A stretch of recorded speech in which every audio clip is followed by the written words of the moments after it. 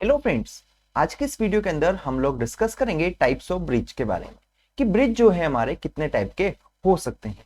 दोस्तों previous video के अंदर मैं आपको बताया था कि ब्रिज क्या होता है।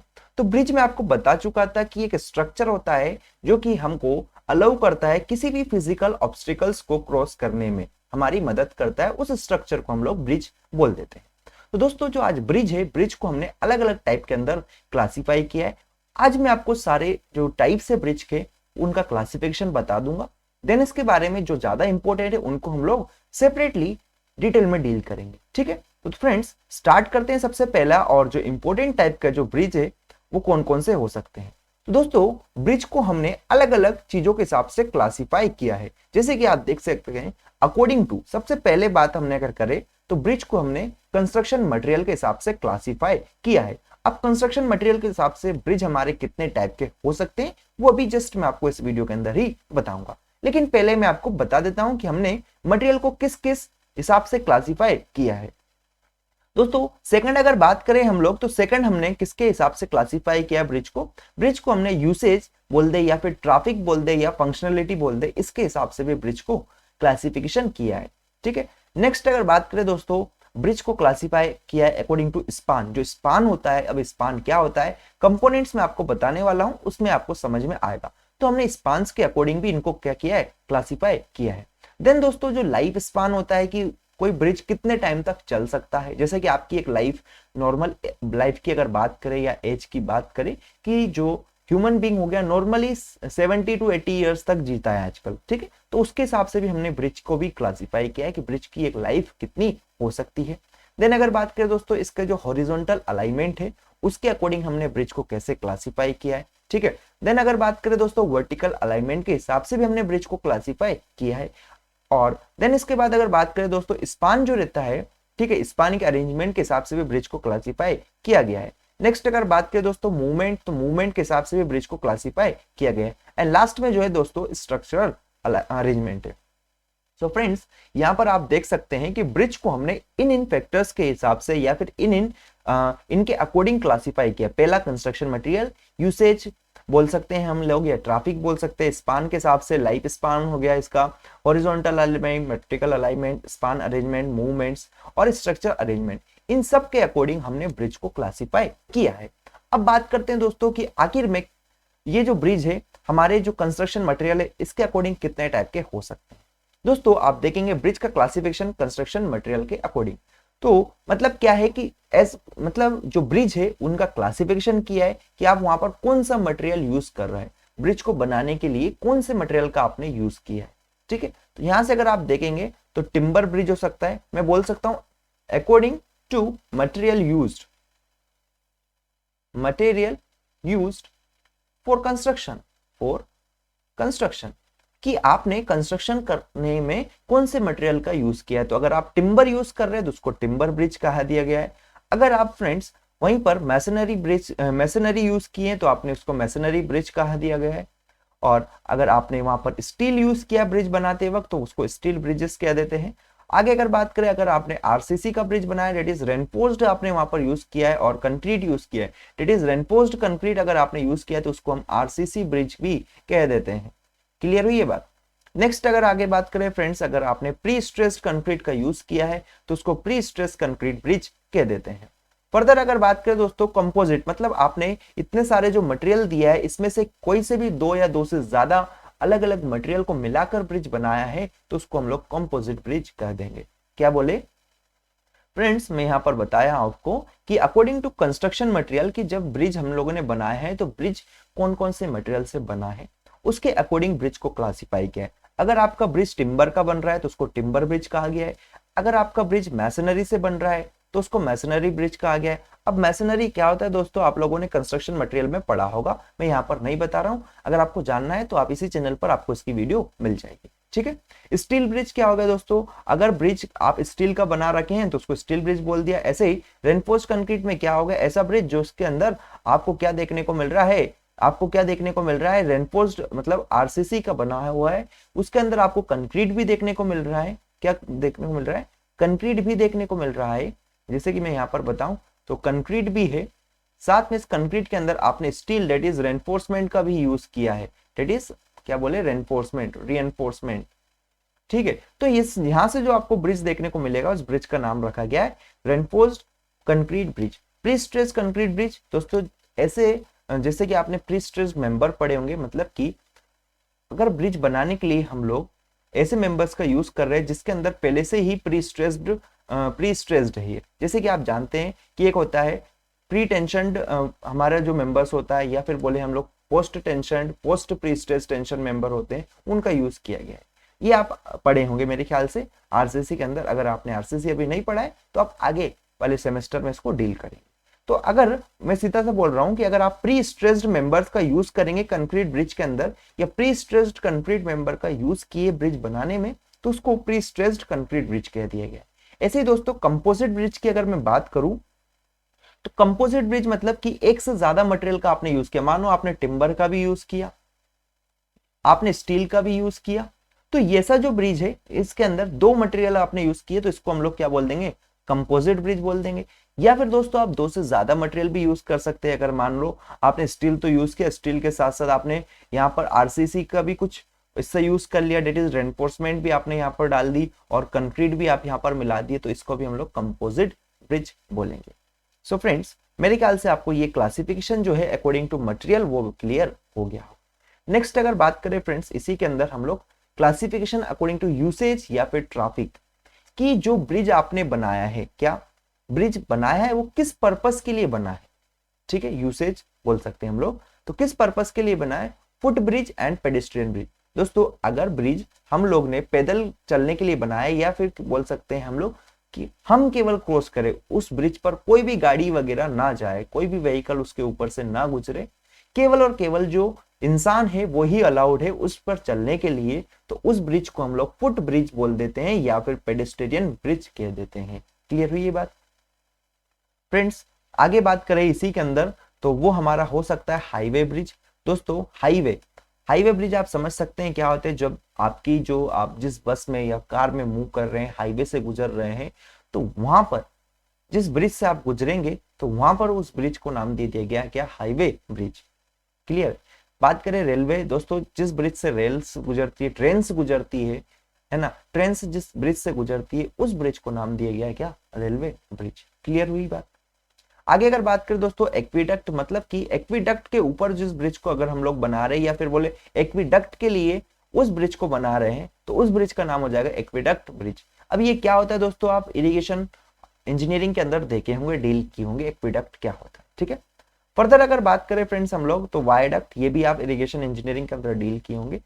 नेक्स्ट अगर बात करें दोस्तों यहाँ पर इक्विपमेंट ब्रिज, ऐसा ब्रिज जिसका यूज किसी भी इक्विपमेंट के लिए किया जा रहा है, उसको हम इक्विपमेंट ब्रिज कह देते हैं। देन अकॉर्डिंग टू बात करें दोस्तों पाइपलाइन, कोई सा ब्रिज को अगर हम लोग पाइपलाइन के लिए यूज कर रहे हैं तो उसका नाम हो गया पाइपलाइन ब्रिज। तो फ्रेंड्स मेरे ख्याल से यहाँ तक आपको ये चीज क्लियर हो गई कि जो ब्रिज है, ब्रिज को हमने यूसेज, ट्रैफिक या फिर फंक्शनलिटी के हिसाब से इन टाइप में क्लासीफाई किया। मतलब कि सीधी सी भाषा में अगर मैं कहूँ तो आखिर में किस ब्रिज को किस काम के लिए यूज किया जा रहा है, उसको उसी के नाम पर नाम दे दिया गया है। पैदल यात्रा के लिए अगर ब्रिज का यूज करेंगे तो उसको फुट ब्रिज कह देंगे। हाईवे पे जो ब्रिज देखने को मिलते हैं उनको हाईवे ब्रिज कह दिया।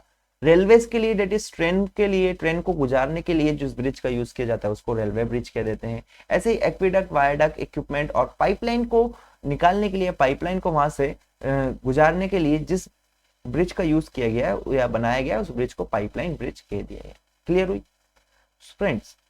इसी क्लासिफिकेशन के अंदर अगर नेक्स्ट अगर बात करें ब्रिज का क्लासिफिकेशन अकॉर्डिंग टू स्पान, तो स्पान के अकॉर्डिंग अगर बात करें दोस्तों तो हमारा एक हो सकता है कलवर्ट।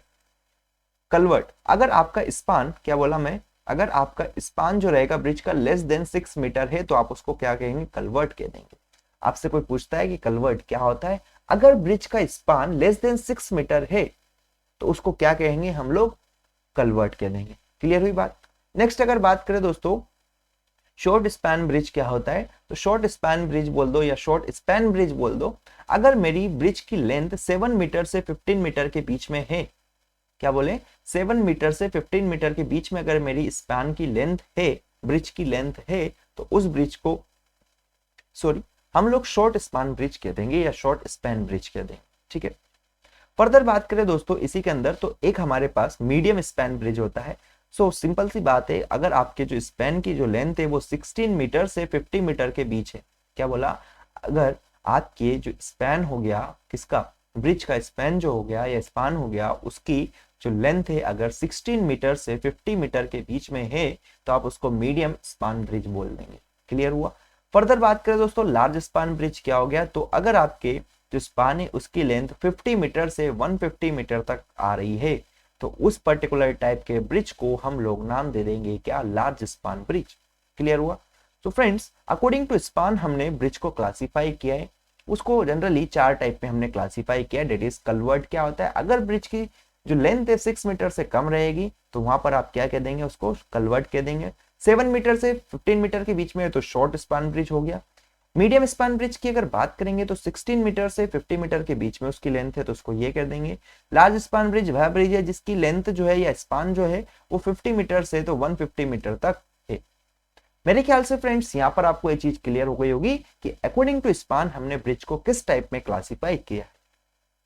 आगे अगर बात करें दोस्तों क्लासिफिकेशन की, तो यहाँ पर एक एक्स्ट्रा लार्ज भी है जिसको आप देख सकते हैं कि अगर लेंथ आपकी ग्रेटर देन 150 मीटर है तो आप उसको एक्स्ट्रा लार्ज ब्रिज कह देते हैं। ठीक है, तो ये अकॉर्डिंग टू स्पान मैंने आपको क्लियर कर दिया है। अब अगर बात करें दोस्तों अकॉर्डिंग टू लाइफ स्पान कि उसकी कितनी लाइफ है, लाइफ पीरियड अगर मैं बात करूं, लाइफ पीरियड कितने टाइम तक हमारे ब्रिज टिक सकते हैं, इस तरह से अगर बात करें तो दोस्तों बात करें एक तो होता है टेम्पररी ब्रिज। ठीक है, टेम्पररी मतलब कि कुछ ही टाइम के अंदर ये खत्म हो जाएगा। ठीक है, फर्दर अगर बात करें दोस्तों इसके अंदर ही आता है एक परमानेंट ब्रिज एंड देन आता है semi permanent bridge. Temporary bridge क्यों होते हैं दोस्तों, कि कुछ स्मॉल ड्यूरेशन के लिए हम इसको बनाते हैं, स्मॉल ड्यूरेशन के लिए बनाते हैं। ठीक है, परमानेंट ब्रिज क्या हो गया दोस्तों, ये लार्ज ड्यूरेशन या लॉन्ग टाइम के लिए, लार्ज ड्यूरेशन बोल दो या फिर बोल दो इसको ही, या फिर और लॉन्ग टाइम के लिए, लॉन्ग टाइम के लिए इन ब्रिज का कंस्ट्रक्शन किया जाता है। किसका, परमानेंट ब्रिज का। स्मॉल ड्यूरेशन बोल दो या फिर स्मॉल लाइफ के लिए बोल दो, स्मॉल टाइम के लिए स्मॉल टाइम बोल दो, या फिर शॉर्ट ड्यूरेशन के लिए इनको बनाया जाता है। किसको, टेम्परेरी ब्रिजेस को। केवल स्पेशल पर्पस फुलफिल करने के लिए क्यों बनाते हैं दोस्तों इसको, कोई भी स्पेशल पर्पस होता है, स्पेशल पर्पस के लिए इनको बनाया जाता है, स्पेशल पर्पस के लिए। परमानेंट ब्रिज क्या होता है दोस्तों, परमानेंट ब्रिज को हम एक बार बना देते हैं तो इसकी जो भी लाइफ रहती है कि 50 ईयर्स 60 ईयर्स जो भी अज्यूम कर हम चलते हैं उसके अकॉर्डिंग इसको बना दिया जाता है। ठीक है दोस्तों, यहाँ पर आप ये चीज समझ सकते हैं कि जो टेम्परेरी ब्रिज होते हैं हमारा जो पर्पस है वो कंप्लीट होने के बाद इसको हम लोग डिस्ट्रॉय कर देते हैं या खत्म कर देते हैं। परमानेंट ब्रिज दोस्तों एक बार हम बना दिए तो ये परमानेंटली जब तक उस रास्ते का यूज किया जा रहा है तब तक के लिए ये बन गया है। मतलब इसकी जो लाइफ है, जो भी लाइफ मानो हम लोग 60 to 80 ईयर्स मान रहे हैं या 50 to 60 ईयर्स जो भी है अकॉर्डिंग है, अलग अलग मटेरियल के हिसाब से इसकी लाइफ अलग अलग हो सकती है। तो उसके हिसाब से हम इसको क्लासीफाई किए, एक टेम्परेरी हो सकता है, एक परमानेंट हो सकता है, एक सेमी परमानेंट ब्रिज हो सकता है। तो मेरे ख्याल से फ्रेंड्स आपको यहाँ तक चीजें क्लियर हो गई होगी। आगे अगर बात करें दोस्तों इसी के अंदर हम लोग कि जो हॉरिजॉन्टल अलाइनमेंट है इसके हिसाब से भी ब्रिज को क्लासिफाई किया है। तो इसके हिसाब से बात करें आप तो या तो स्ट्रेट या फिर हमारा नॉर्मल बोल सकते हैं। मानो कि ये मेरी कोई रिवर थी, ठीक है, ये कोई मेरी रिवर थी, यहाँ पर मैंने ब्रिज बनाया। तो दोस्तों ये जो मैं ब्रिज बनाया, मानो ये ब्रिज है, ठीक है, तो ये ब्रिज बिल्कुल स्ट्रेट है, मतलब इस रिवर के परपेंडिकुलर है। मान लेना आप, ये थोड़ा डायग्राम में समझिएगा, ये 90 डिग्री यहाँ से बना रहा है, जो रिवर बैंक है उसके साथ कितना बना रहा है, 90 डिग्री अगर बना रहा है तो इस ब्रिज को हम लोग स्ट्रेट ब्रिज या फिर नॉर्मल ब्रिज कह देंगे। समझ पाए आप लोग। ऐसे ही दोस्तों हॉरिजॉन्टल अलाइनमेंट मतलब कि इस वाले अलाइनमेंट के अंदर जो वर्टिकल डायरेक्शन है उसके अंदर कोई भी आपको यहाँ पर ग्रेडियंट नहीं देखने को मिलेगा, ठीक है, केवल जो हॉरिजॉन्टल है that is within plane, क्या बोल सकता हूं मैं, within the plane, plane के अंदर ही इसका वेरिएशन आपको देखने को मिलेगा। ठीक है, फर्दर आगे अगर इसी के अंदर बात करें स्क्यूड ब्रिज, स्क्यूड क्या होता है दोस्तों, जैसे कि ये 90 डिग्री है, मैं अगर डिफरेंट कलर से आपको बना के बताऊं, मान लो इस ब्लू कलर से तो ये 90 डिग्री पे है, तो अब मेरा जो ब्रिज है दोस्तों वो कुछ इस टाइप से अगर मैंने बनाया है कि ये एक फर्दर कुछ एंगल बना रहा है, फर्दर जो हमारे मानो ये जो नॉर्मल था, नॉर्मल के अकॉर्डिंग इसने कुछ एंगल बनाया, पहले 90 बना रहा था, ठीक है, बैंक के साथ पहले 90 बना रहा था, तो अब कुछ और बना रहा हो, मानो थीटा एंगल इसने बनाया। ठीक है, तो ऐसा ब्रिज जो कि नॉर्मल ना हो रिवर बैंक के साथ, उसको हम लोग स्क्यूड ब्रिज कह देंगे। ठीक है, और कर्व्ड ब्रिज की अगर आप बात करें दोस्तों, कर्व्ड ब्रिज कैसा हो सकता है, मानो कि ये आपकी रिवर थी, इस रिवर के ऊपर आपने कुछ इस टाइप का ब्रिज बना दिया है कि इसके अंदर कर्व अगर आ रहा है कहीं कहीं पर, तो इसको हम लोग कर्व्ड ब्रिज कह देते हैं दोस्तों। लेकिन मैं आपको यहाँ पर एक चीज बताने जा रहा हूं कि सबसे मोस्ट प्रेफरेबल जो ब्रिज होता है वो हम लोग क्या करते हैं, स्ट्रेट ब्रिज बनाते हैं, क्योंकि यहाँ पर जो दोस्तों एक्सीडेंट के चांसेस होते हैं वो काफी कम हो जाते हैं। स्क्यूड ब्रिज के अंदर भी सबसे ज्यादा एक्सीडेंट के चांसेस हमारे होते हैं, तो वो होते हैं कर्व ब्रिज के अंदर। More chance of accident, more chance of accident, accident के सबसे ज्यादा चांस होते हैं किसके अंदर, कर्व्ड ब्रिज के अंदर, और कम से कम चांस होते हैं स्ट्रेट या फिर नॉर्मल ब्रिज के अंदर। तो मेरे ख्याल से यहां तक की चीज आपको क्लियर हुई होगी कि अकॉर्डिंग टू हॉरिजॉन्टल अलाइनमेंट हमने ब्रिज को कैसे क्लासिफाई किया। फ्रेंड्स आगे हम बात करें तो वो है हमारा कौन सा क्लासिफिकेशन फ्रेंड्स, वो है वर्टिकल अलाइनमेंट। जैसे हमने हॉरिजॉन्टल अलाइनमेंट की बात करी, ऐसे ही हम वर्टिकल अलाइनमेंट की बात करते हैं कि वर्टिकल अलाइनमेंट के अकॉर्डिंग हमने ब्रिज को क्लासिफाई किया हॉरिजॉन्टल, फ्लैट या फिर नॉर्मल ब्रिज। मतलब कि ये आपका रिवर बैंक मान लो, ठीक है, तो ये आपको मैं साइड व्यू बता रहा हूं, तो ये जो theta that is inclination, inclination जो है अगर ये थीटा इक्वल्स टू 0 हो जाता है मेरा, तो मैं यहां से क्या कह सकता हूं, यहां से मैं कह सकता हूं हॉरिजॉन्टल, हॉरिजॉन्टल, या फिर इसी को मैं बोलूं फ्लैट, या फिर इसी को मैं बोलूं normal bridge, normal bridge. Clear हुआ? तो यहां तक मेरे ख्याल से कोई समस्या आपको नहीं रहनी चाहिए कि वर्टिकल अलाइनमेंट के हिसाब से हमने बात करी कि अगर मेरा जो ये थीटा है, ये थीटा अगर हमारे बैंक है, ठीक है, तो मतलब ब्रिज हम लोग बना रहे हैं, तो ब्रिज के अंदर अगर कोई भी ग्रेडियंट प्रोवाइड नहीं कर रहा है, नो ग्रेडियंट, कोई भी ग्रेडियंट अगर नहीं है, विदाउट एनी ग्रेडियंट, हॉरिजॉन्टल या फ्लैट इसको क्या बोल देंगे, without any gradient, any gradient, कोई भी ग्रेडियंट अगर हम लोग प्रोवाइड नहीं कराएंगे तो उसको हम लोग हॉरिजॉन्टल, फ्लैट या फिर नॉर्मल ब्रिज बोलेंगे। नेक्स्ट अगर बात करें फ्रेंड्स इंक्लाइंड ब्रिज, अगर मानो कि हम लोगों ने विथ ग्रेडियंट, कोई ग्रेडियंट प्रोवाइड कराया है विथ ग्रेडियंट, जैसे कि मानो कि ये कुछ है, ये ब्रिज है, ये ब्रिज है, तो मान लो ये ब्रिज है, तो ये यहाँ पर इंक्लिनेशन आप देख पा रहे हैं, तो ये जो इंक्लिनेशन है ना, इस इंक्लिनेशन की वजह से अगर ब्रिज आप कहीं पर इंक्लाइंड ब्रिज बना रहे हैं तो उसको इंक्लाइंड ब्रिज बोल देंगे, मतलब कि उसके साथ कुछ एंगल यहाँ पर बना रहा होगा, ठीक है। लेकिन हॉरिजॉन्टल में क्या हो गया दोस्तों, बिल्कुल प्लेन, आपने ऐसा था दोनों जो लेवल है बैंक के, मैं ऐसे बोल सकता हूं, जो level of river bank, river bank अगर रिवर से पास हो रहा है हमारा ब्रिज, तो river bank are at same, क्या level of river bank is same, ये आर सेम, ठीक है।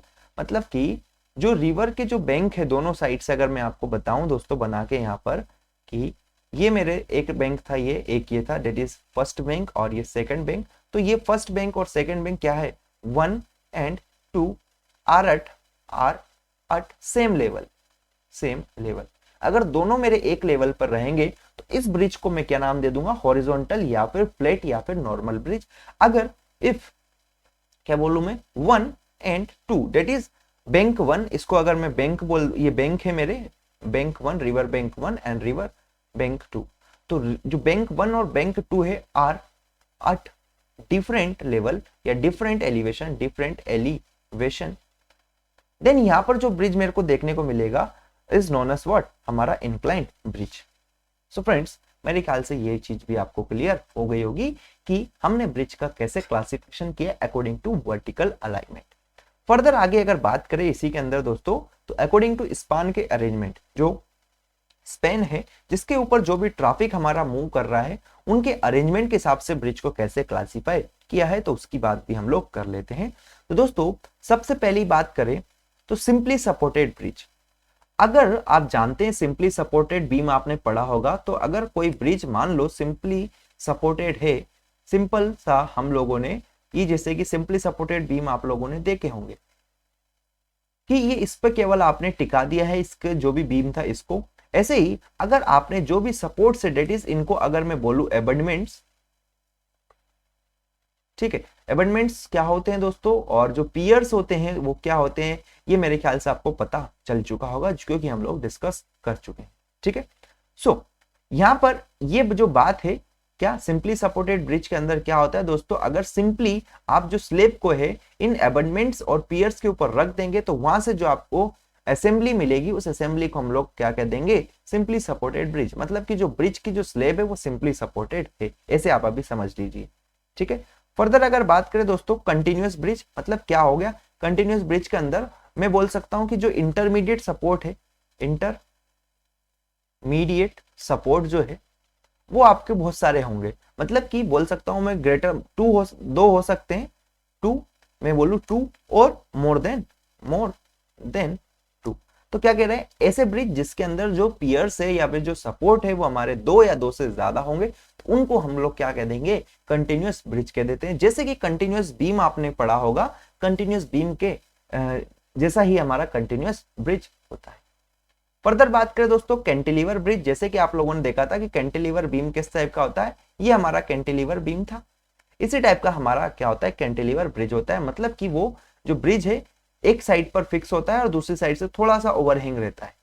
ठीक है, तो उस ब्रिज को हम लोग नाम दे देंगे क्या, कैंटिलीवर बीम ब्रिज। इसके बारे में और डिटेल में हम लोग आगे देखेंगे।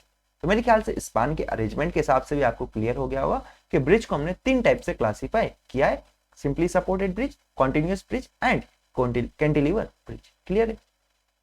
फर्दर बात करें दोस्तों मूवमेंट के हिसाब से कि ब्रिज का मूवमेंट कैसा है, ठीक है, उसके हिसाब से हमने ब्रिज को क्लासिफाई किया मूवेबल ब्रिज। मतलब कि क्या ब्रिज को हम लोग मूव कर सकते हैं, मूवेबल मतलब कि can be moved from one place to another place, ऐसा कह सकते हैं क्या, कहीं ब्रिज को आप एक जगह से दूसरी जगह पर उठाकर ले जा सकते हैं दोस्तों। हाँ, ये टेम्परेरी ब्रिज होते हैं जो कि फ्लोट करते हैं, फ्लोटिंग ब्रिज जो होते हैं ना, उनको हम लोग बोल सकते हैं मूवेबल ब्रिज।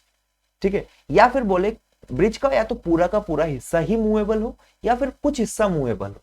मतलब कि जैसे कि यहाँ पर तो फिक्स है, ठीक है, लेकिन ये पार्ट क्या कर सकता है, अपनी जगह से यहाँ से ऊपर जा सकता है या फिर नीचे जा सकता है, तो इसको भी मूवेबल ब्रिज कहा गया।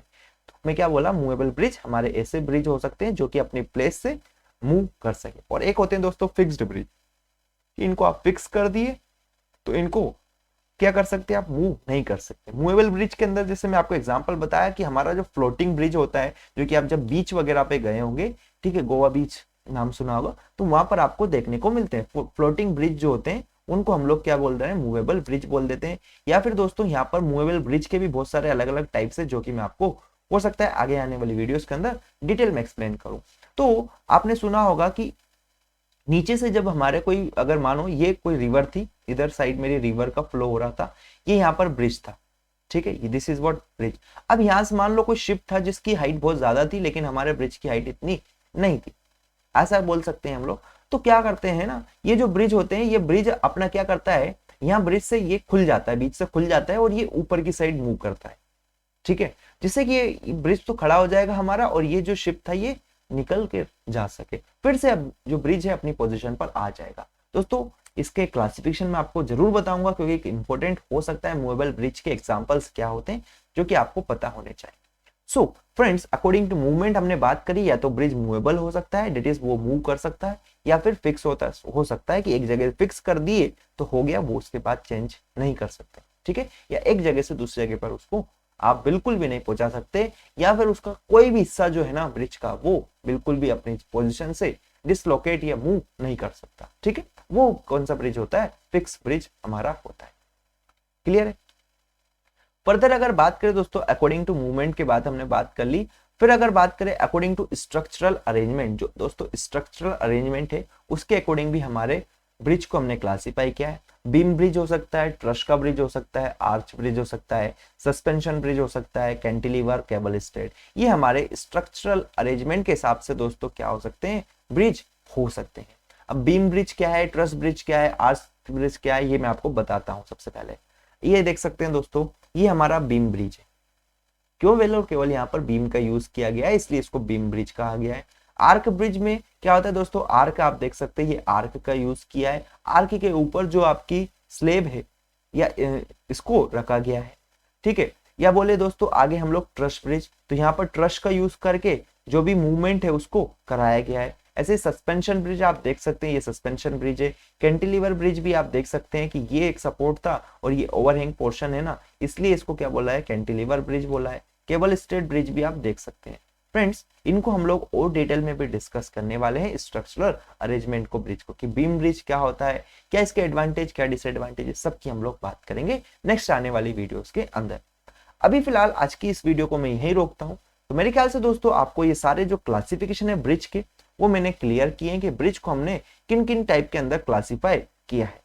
अब फ्रेंड्स, अगर बात करें हम लोग कि नेक्स्ट वीडियोस के अंदर क्या बात करेंगे, तो नेक्स्ट वीडियोस के अंदर आपको और इन चीजों को ही डिटेल में मैं एक्सप्लेन करने वाला हूं। तो आज हमने ये देखा कि यहाँ पर जो टाइप्स ऑफ ब्रिज है उनको हमने इतने टाइप में क्लासिफाई किया और फिर इनके भी फर्दर क्लासिफिकेशन में आपको बता दिया हूँ। सो फ्रेंड्स, मेरे ख्याल से वीडियो आपको अच्छा लगा होगा। यहाँ पर आपकी चीज को आपको ये पता लगा होगा कि ब्रिज हमने कितने टाइप के क्लासिफाई किए।